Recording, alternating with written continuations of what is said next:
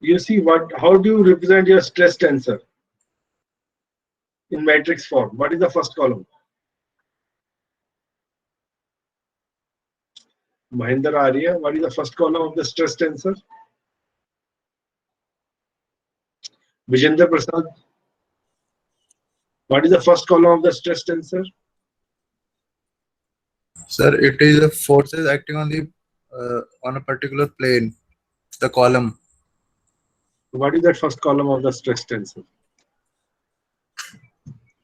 Sir, for any general matrix, for first column is sigma. The first point is sigma xx.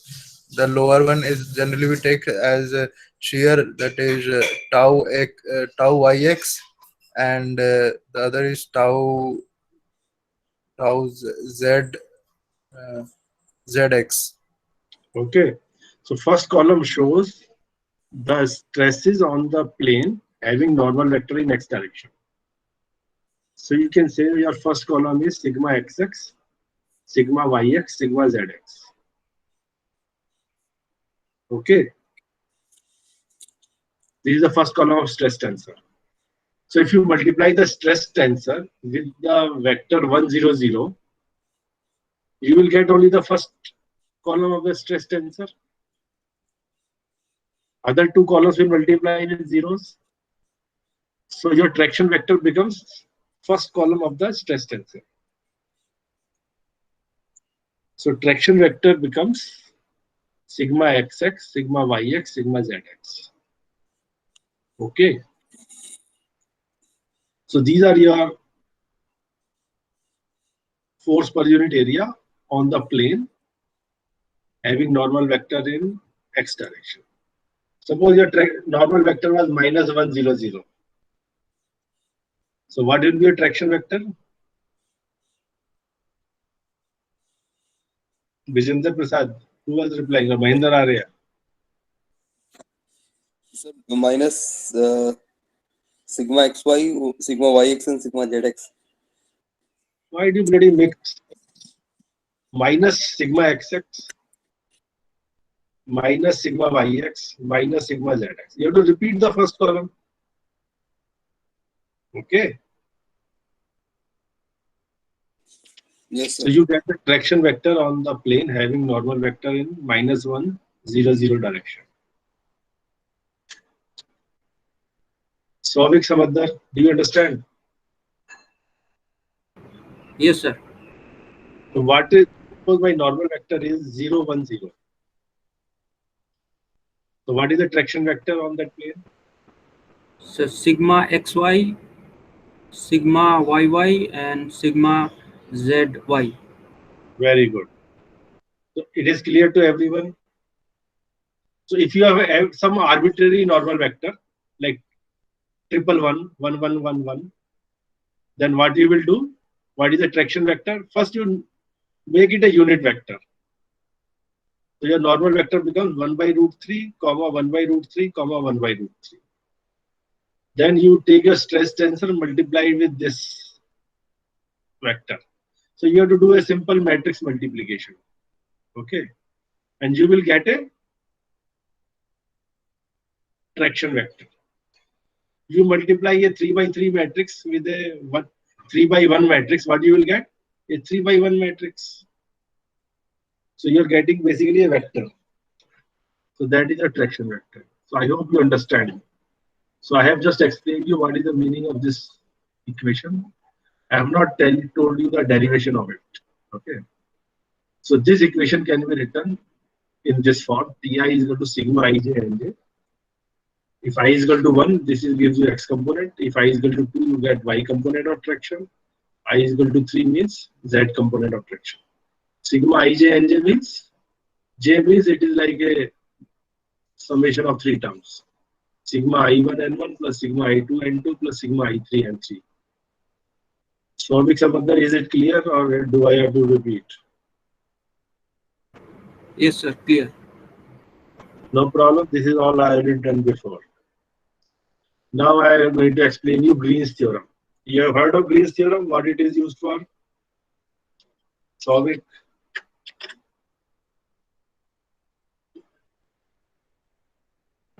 Green's theorem or divergence theorem. You understand it? What it is used for? For convergence. Vijender Prasad. Sir, it is used in calculus to convert solid integral into, I think, a line integral. It was like that. Okay, you are somewhere near. You can convert a volume integral to a surface integral, or vice versa. Okay. So you see, I have converted a surface integral to a volume integral. This omega is volume, S is surface. This is a surface area of the body. This is the volume of the body. So if you look at the left hand side of first equation, pressure into normal vector into ds. What does this left hand side represent? Anybody who can answer the physical force. of this left hand side? Force Yeah. on the surface. Force Force on the surface in n direction, in the direction of unit vector n. What force? Force due to what? So force due to tension. What is this Tensile P? What is this P? pressure. Hmm. Oh, pressure, sir. Compression. I mean, then compressive force.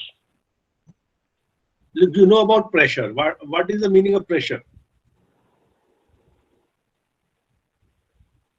You know Force per atmospheric unit area. pressure. Okay. Atmospheric pressure, hydrostatic pressure. So pressure is a kind of a scalar. And pressure acts normal to the surface. If you have any force on some surface due to pressure, so pressure will be applying perpendicular and into the surface. You see, force due to pressure will be directed into the surface, while this n is the outward normal. So if you take a small element area ds, what is the force on that small area ds? Due to pressure. Look, P into ds is the total force. If P, what is P? Force upon area. So P into ds becomes the total force. But what is the direction of that force? Minus n. So minus P into n ds becomes the force vector on that element ds. Oh, look, force is a vector. Just saying the magnitude that force is my P ds is not enough. You have to tell the direction of that force. And that direction is minus n. N is the outward normal and this force is opposite to that outward normal. Swavik Samadar, do you understand? Yes, sir. Why I use you? Because you say yes, sir. Others keep quiet. Vijender Prasad, do you understand?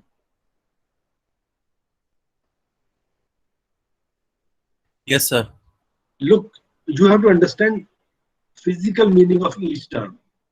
So here I am integrating the force due to pressure, and since force is a vector, I have used minus P and ds.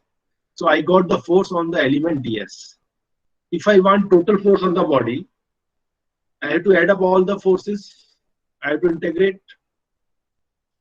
So this entire thing gives you net force on the body due to pressure. Any problem?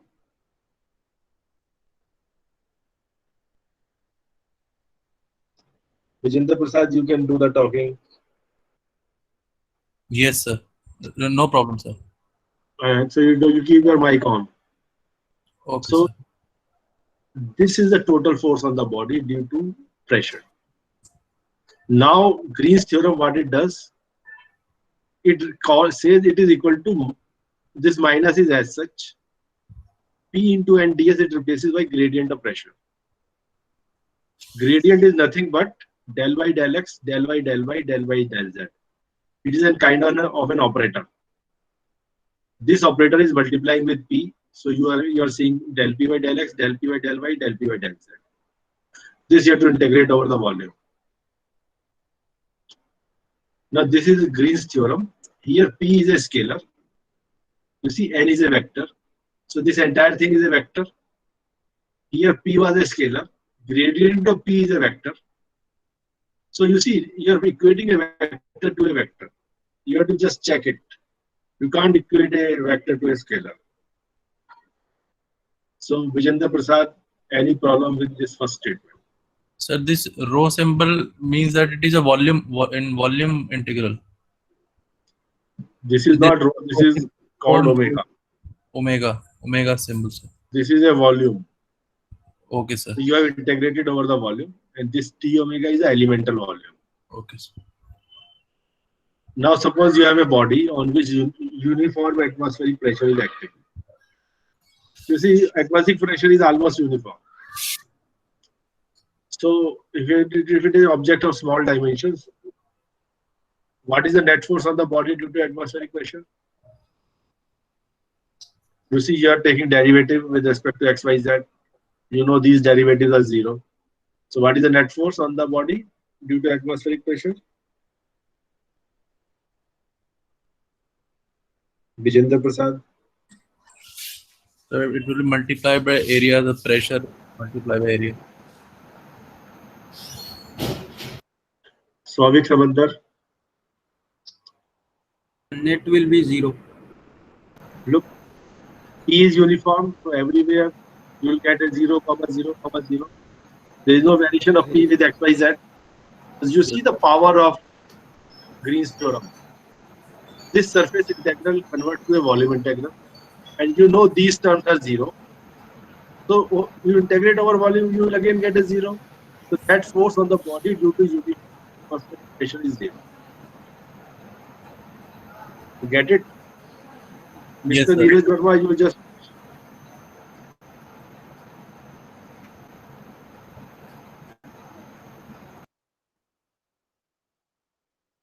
okay. Sir, screen maximize कर दीजिए sir. It is visible small letters.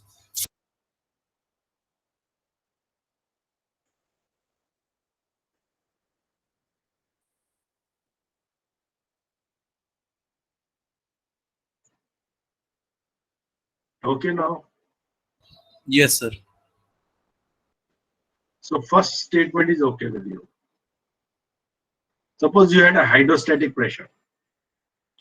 So then pressure only changes with z direction. Suppose your vertical direction is z. So automatically these two terms will go to 0. You agree? There is no variation in xy direction. And what is the pressure? Hydrostatic pressure. What is the pressure value? Rho g z. Rho g. Suppose z is increasing downward direction. So it is rho g z. So what is the derivative rho g z with z? Rho g. Very good. Rho g. You see, these two become 0, 0, rho g. Rho g into d omega. Now, what is rho g? Suppose constant over the volume. Density of water hardly changes. G is constant. So rho g into integral of volume. So rho g into volume. What is rho g into volume?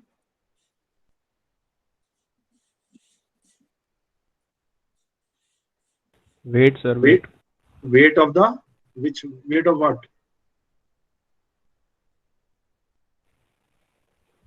Weight of the water displaced. Very good. You see, you now understand the derivation of hydrostatic force. Why do you have hydrostatic force? Because there is a pressure gradient.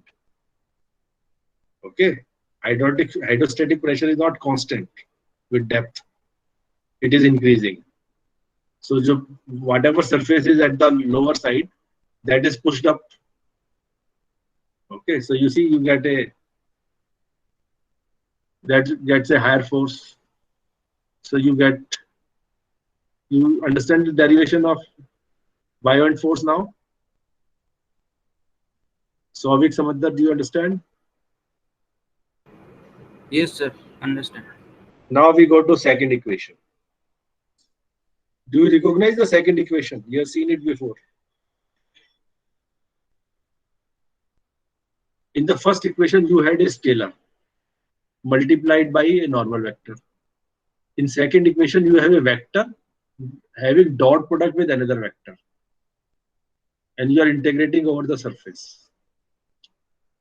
Suppose I call this E as electric field. You see, electric field is a vector. So there you must have heard of Green's theorem or divergence theorem. So what does this term represent? E dot NDS.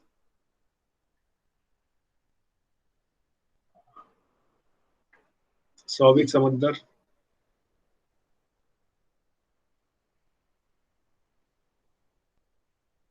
Vijender Prasad, any of you can do the talking. इसका physical बताओ.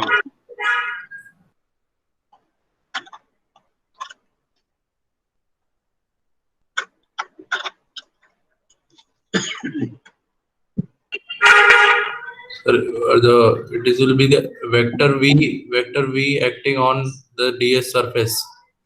So in direction n, this integration will represent that vector e of acting on ds surface area in n direction, n unit direction.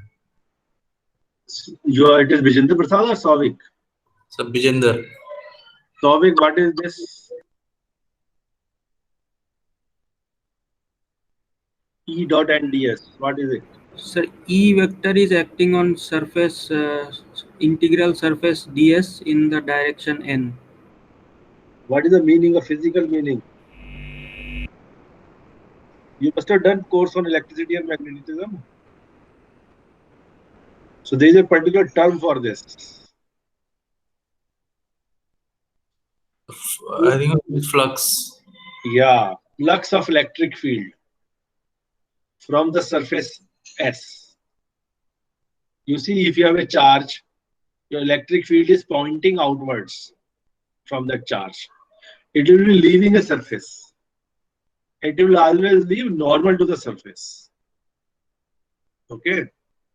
So you are getting component, whatever is the tangential component to the surface will not leave the surface. Only the normal component of that electric field will leave the surface.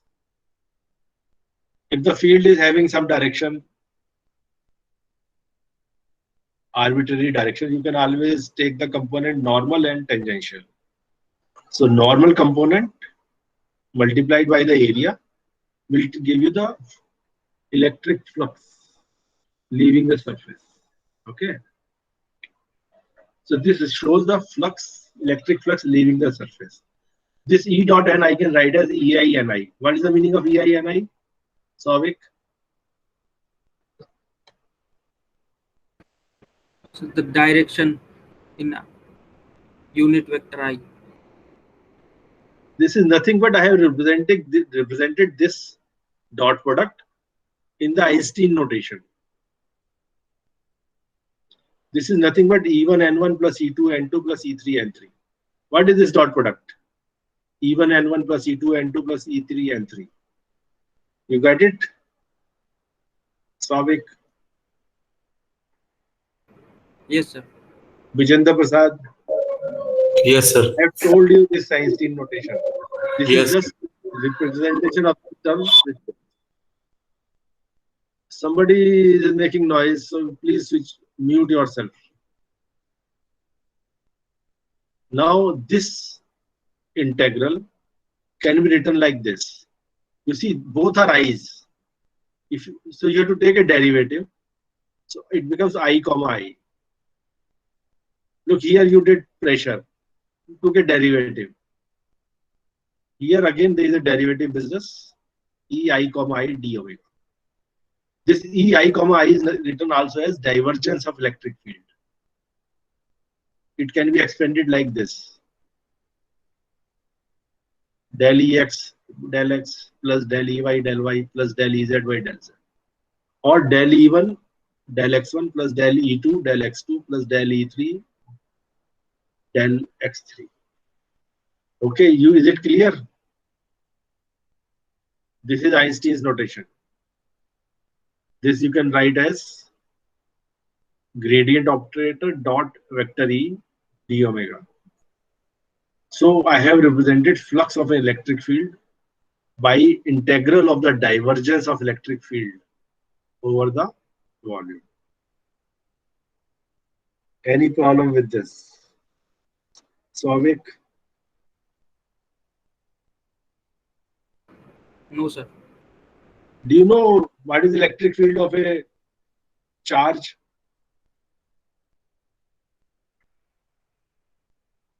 You see, suppose you have a point charge, then electric field will be radially outward. You look at your books, then you will also know divergence of electric field is equal to rho upon epsilon naught. Charge density upon epsilon naught. Suppose you put charge density upon epsilon naught, what you will get? Epsilon naught is a constant. So rho d omega. So rho d omega integral means total charge inside that volume. So this will become q upon epsilon naught. So that is the flux leaving the surface. You see, it becomes very easy. Compared to you have an electric field and you are integrating the flux over that area. It's a more complicated integration compared to this. You have to just find the total charge inside that body. Is it okay? Souvik? Sir, this EII, it is a derivative representation in Einstein's notation. Yeah. When you have a comma, it represents del EI with respect to del XI. So as you see, the explanation is clear. I've already explained this. You guys are maybe missing that class. EI comma I. Is it okay? Yes, sir. So we go to the third equation. Here we have a tensor sigma multiplied by L. Something like this traction. Integrated over the area. What is the meaning of this entire thing, left hand side?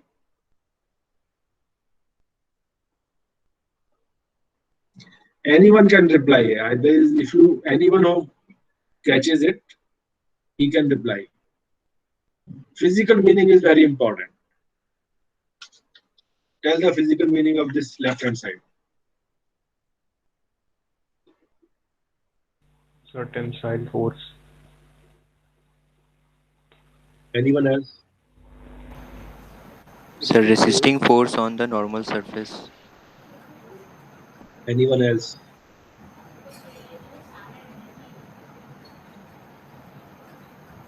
It is the force acting on a point. Like you are integrating over the surface. So you are talking about the whole body. Like you may be talking about the whole body, however big or small. Some closed surface. What you are getting? Here you are getting the total force due to atmospheric pressure. What you are getting here?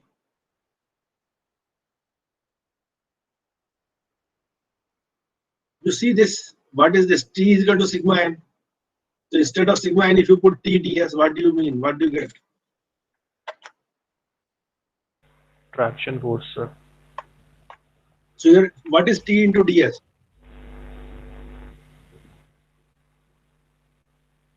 What is traction? Force upon area. You multiply it with area, you get force. So this is the force on an area ds. And if you are integrating over the entire surface, you are getting total force on the body due to the boundary force, boundary traction. You understand? So this is the net force on the body due to your traction on the surface. Whatever is the traction vector on the surface, if you know that. So this left hand side, sigma n can be represented as sigma ij nj, like I have shown you here. So this was TDS. So how this will be on boundary force only? It will be for whole body force. No? You said that it It could be boundary force. Look, traction is acting only on the boundary. So you're integrating something over the surface area. So whatever are the surface forces acting on the body, you have integrated them, added them up. So you have got the net force on the body due to your surface traction. Any problem?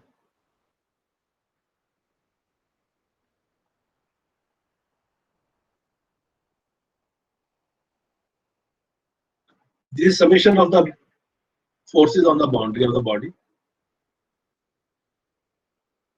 So whatever are the forces on the boundary, you are representing by a traction vector. Traction vector may be varying over the body, over the boundary surface, over the body surface. So this traction vector, I have already shown you, sigma ij nj. When it is a vector, you can say it is Ti. So you change I from 1 to 3, you get different components. So this is nothing but Ti ds. Now you see J is a repeating index here, sigma ij nj.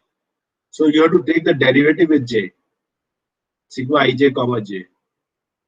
This you can expand like this. So this gives you force component I integrated over the volume. So it will be a vector. You see, I is 1, then I is 2, then I is 3. Here you are having a force. It is a force vector. So you have a force vector on this side. You see there is an I index. J is a dummy index. So there should be a free index I here. Free index I, free index I. So you have to see that you are equating a force to a force. So this is like 3 terms. When I is equal to 1 first term, when I is equal to 2 second term, I is equal to 3 third term.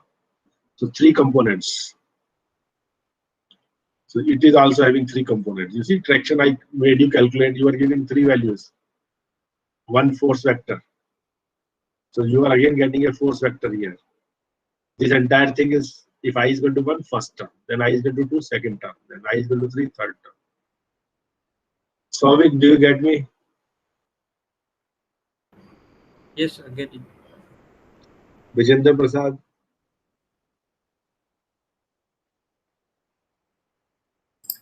Yes, sir.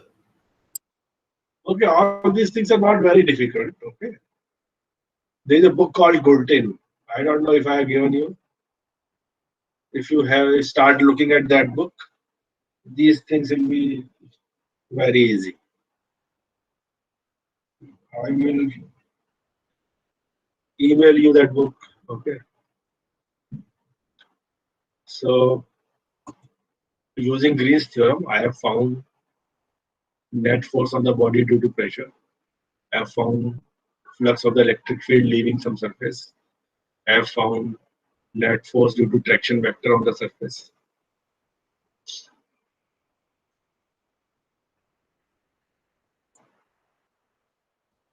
Now there are some conservation laws. Okay. Look, all your whatever you're doing depends on conservation laws. Conservation of mass, conservation of momentum, conservation of energy. You see what is your thermal conduction equation? Some energy is entering a surface and leaving a surface. So you find the total energy entering and leaving. You find the net energy flux into that body. And that net energy flux goes to change its internal energy. That way you develop the conduction equation. So we are going to talk about conservation laws, conservation of momentum, mass, and energy. So you will see how physically we understand each term and how they are derived. So Souvik, are you there? Yes, sir. You read it out instead of me. Yes, sir. U an m-dimensional vector of conserved quantities or state variables such as mass, momentum, and energy. U r cross r. Whereas gentleman,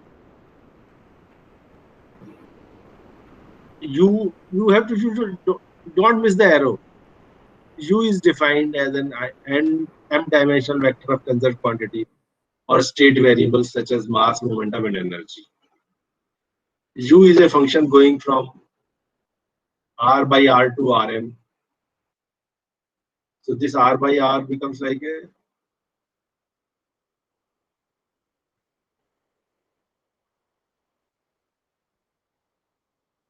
you can say it is like a 2D, or maybe it is R is for okay, you assume it is like 2-dimension to Rm. So you have defined it over the 2D 2 dimensions, suppose, and you are defining m quantities.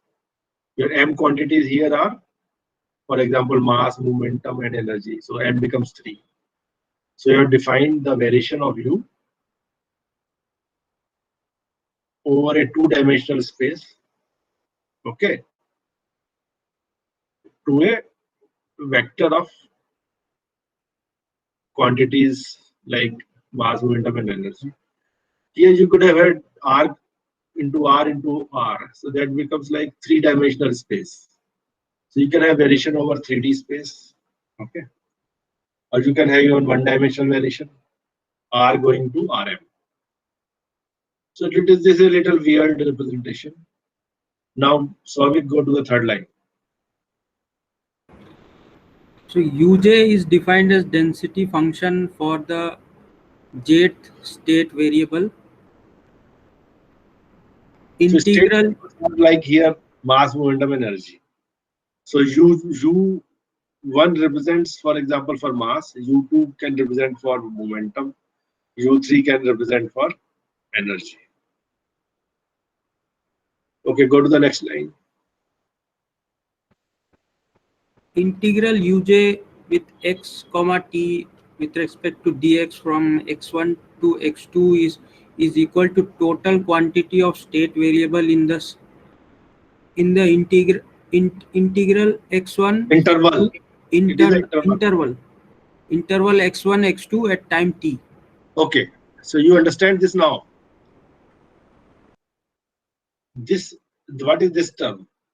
This is some term uj.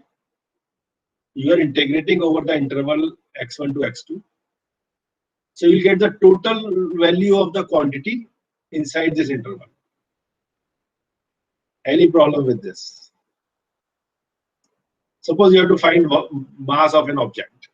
What do you say? Rho into volume, into differential volume, integrate over that volume. You get total mass in that volume. Suppose you are having a 1D object. So you are given linear density. So you will say rho into dx, integrate from x1 to x2. You get the total mass of the object within that range x1 to x2. Any problem?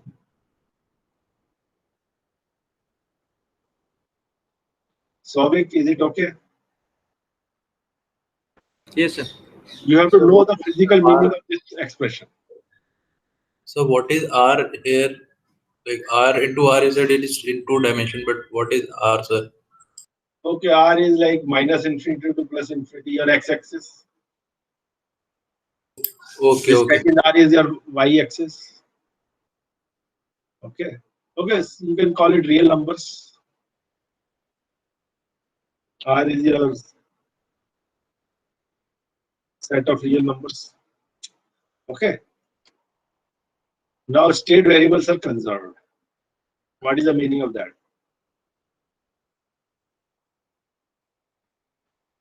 I have explained the meaning here. Souvik, read it.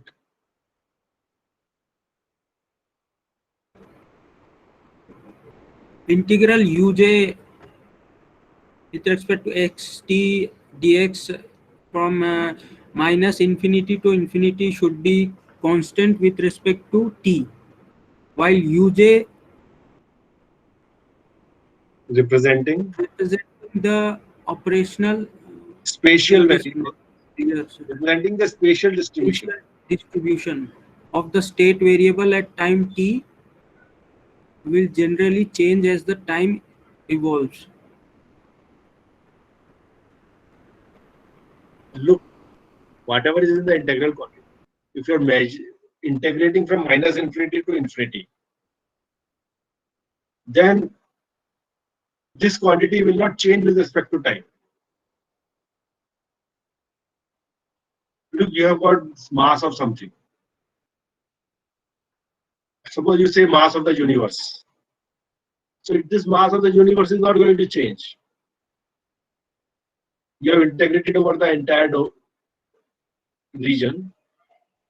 Nothing is leaving that region. You see, minus infinity to plus infinity. So this integral should be constant with respect to time. While this quantity u may be changing here and there, there is a spatial distribution. But overall integral will represent the total quantity inside this universe. While distribution can change as time evolves. Any problem with this? Souvik? You see, mass of the universe is constant. Energy of the universe is constant. So that is what I am saying. Now, flux of the jth component is given by some function fj. Fj is a function of u, and u is a function of x and t. So this is how you will see again later on. Don't worry. There is something called Cauchy problem or pure initial value problem. So this holds for minus infinity to when x is given as minus infinity to plus infinity, and t is greater than 0. Then only initial conditions are specified. You give the value of u at time t is equal to 0 for all x. It can be defined as this function u naught x. Okay. So in Cauchy problem, you don't give boundary conditions because your boundary is going from minus infinity to plus infinity. So your boundary is minus infinity and plus infinity. So you don't talk about the values there. Okay. So you just give the initial values at every point in the domain. But then you want to see how the values are changing with time. Okay.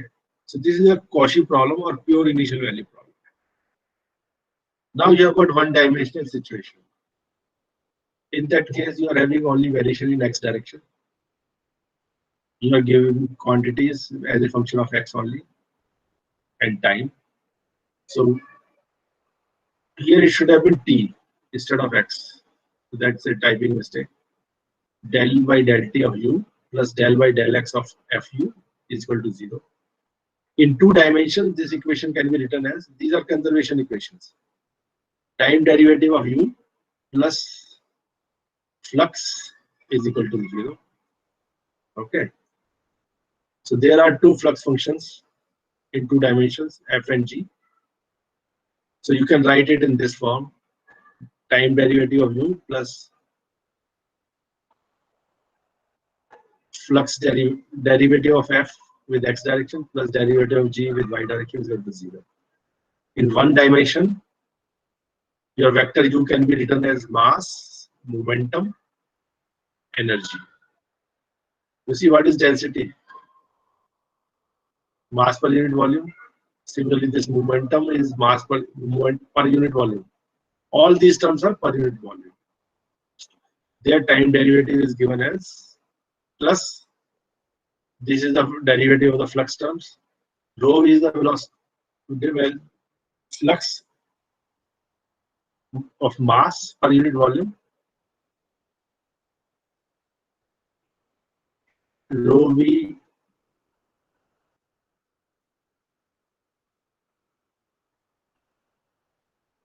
this is mass per unit volume into velocity. So this is a flux function. Flux means some quantity leaving a surface per unit area. Similarly here, this is for momentum flux. This is for energy flux. Energy into You see, here it is energy density into velocity. That gives you energy flux. So we'll see these terms again. What is the physical meaning? And when you have a steady state, time derivative becomes zero. Then things are not changing with time. So partial derivative with time is zero. Sovic. Any problem?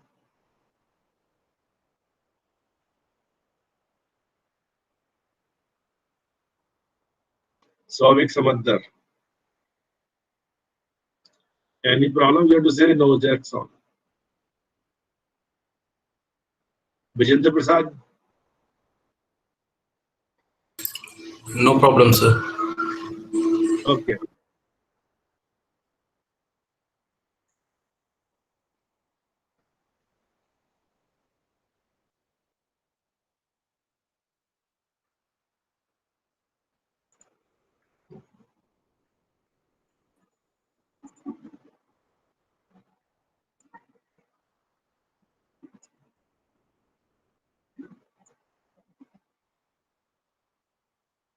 So Sovic, you do the reading.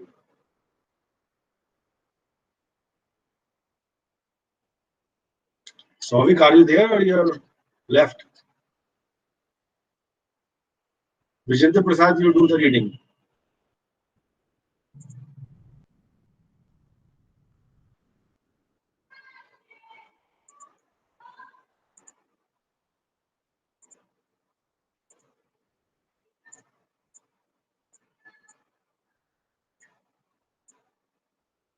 Vijendra, Yes, sir. read. So, derivation of conservation laws, integral and differential forms. Mass in interval x1 to x2 at time t will be represented by integration of rho function of xt dx from x1 to x2 interval. Vxt is a function which is a velocity of gas at point x at time t. Then mass flux at xt will be represented by rho function xt into velocity function vxt.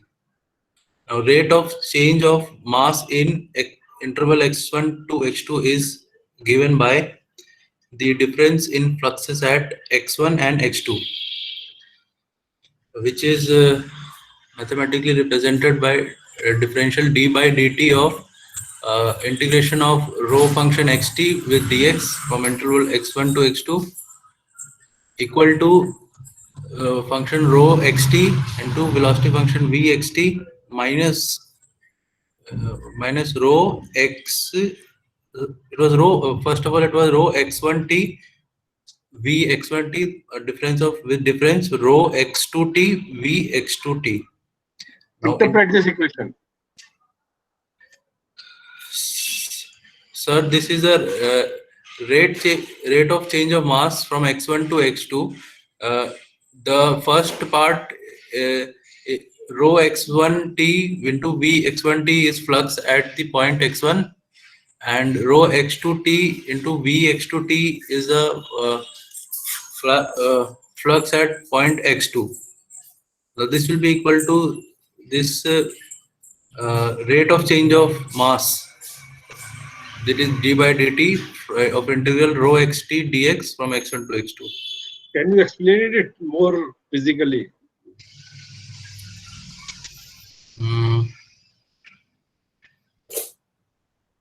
So rate of change of mass in x. Now the flux which is entering at point x1 and which is leaving at x2, if we find the net difference of this, that will be the mass which is changing within this point x1 to x2. That is the mass which is accumulating. The net, the difference is which is get accumulated between this point 1 and 2. So this change will be represented by this this integral function, this d by dt integration of rho into dx from x1 to x2, sir. Very good. And others are following what he said. Look here, right hand side represents what? First term represents mass entering the system, rho into v. So this is what is entering the system, so it is positive. And the second term represents the mass leaving the system, so it is negative. So you have taken the interval x1 to x2. At x1 you are saying mass is entering the system, and at x2 it is leaving the system. The total mass that has flown into the system is difference of these two quantities. So this mass has been added to the system, whatever is on the right hand side. So that is going to change the amount of mass that is in the system. The total mass of the system is given by this integral. If you take its derivative with time,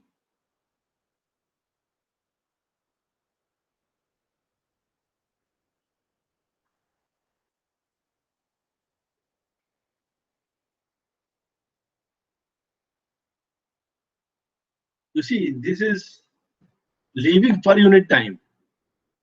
This is flux, you see.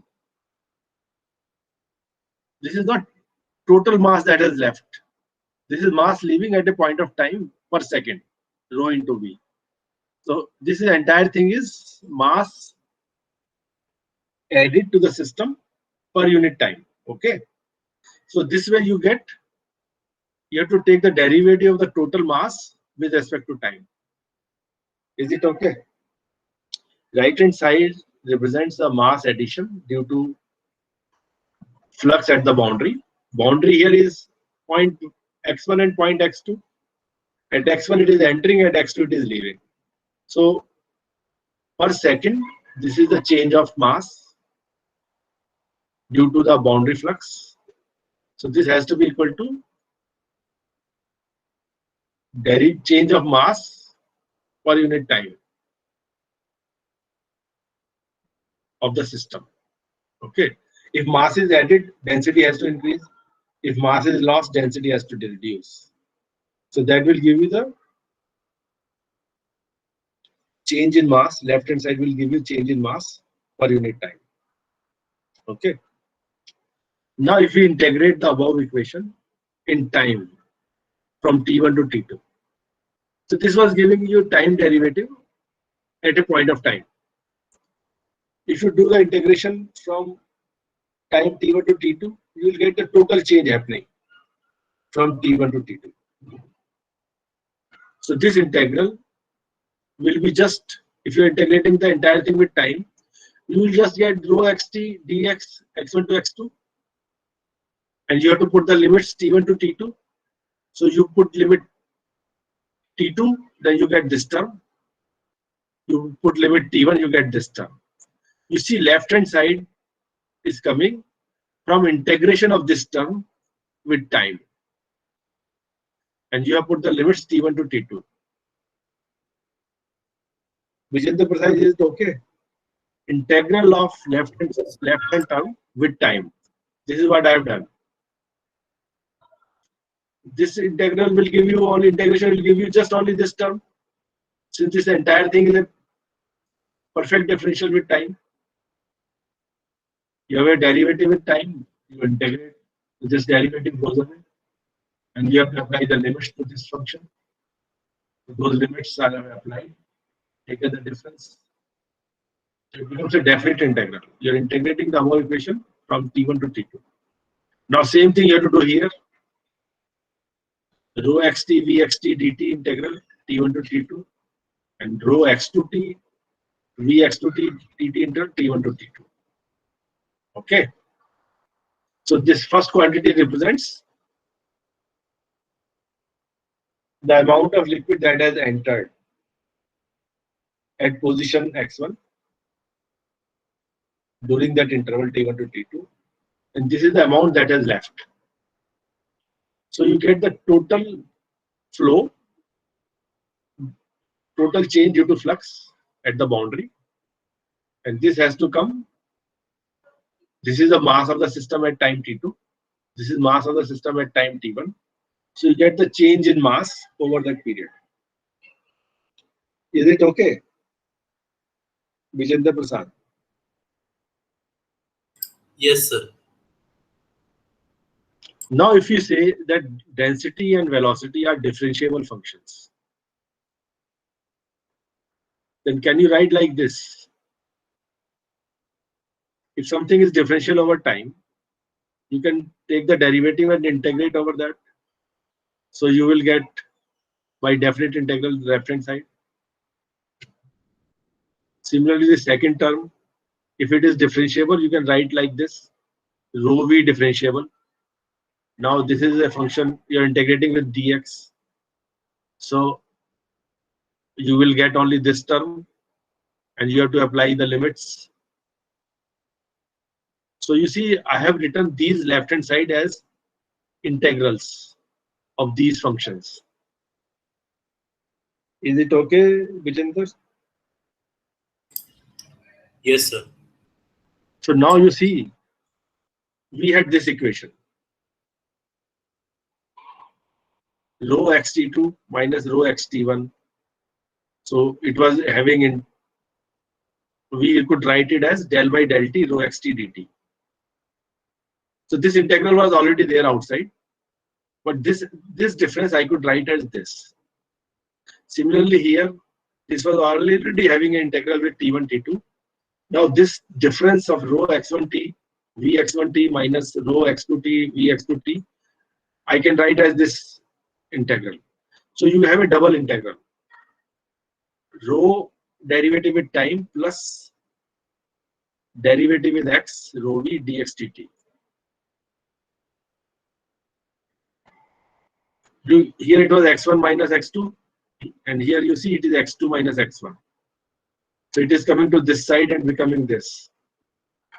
So this is my equation.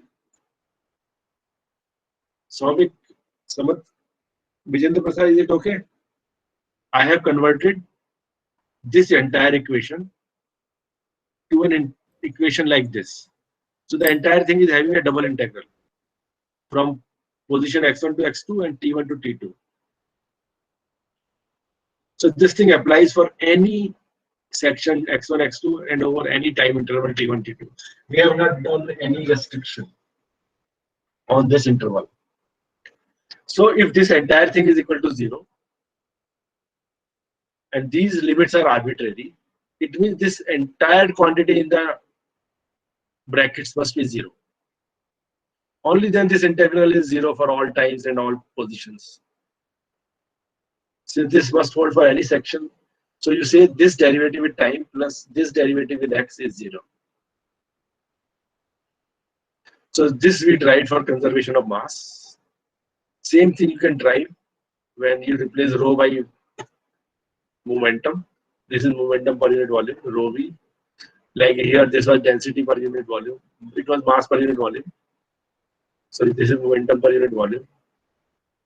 So flux function is this here, rho v square plus p. Similarly for energy, time derivative of energy with time plus this is a flux function. So you get these equations. So these are known as differential forms of the equation.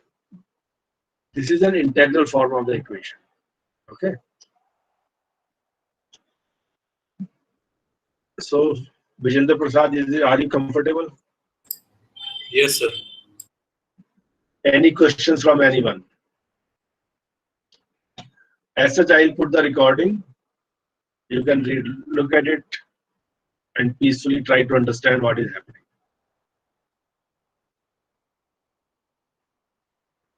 Souvik, are you there or you left the meeting?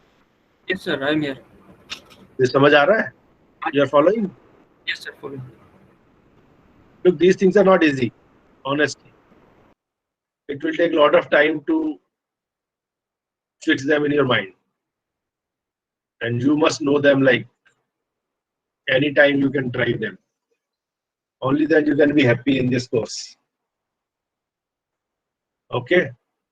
So we have seen the effect of flux and how a quantity inside a volume changes. Okay.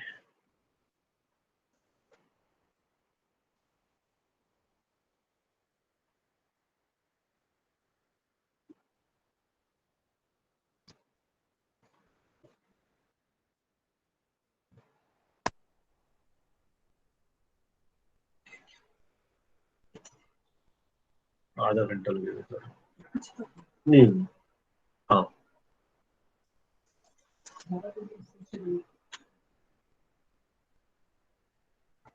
So gentlemen, what we will do now, we will derive the equation for heat conduction. Okay. So what I suggest,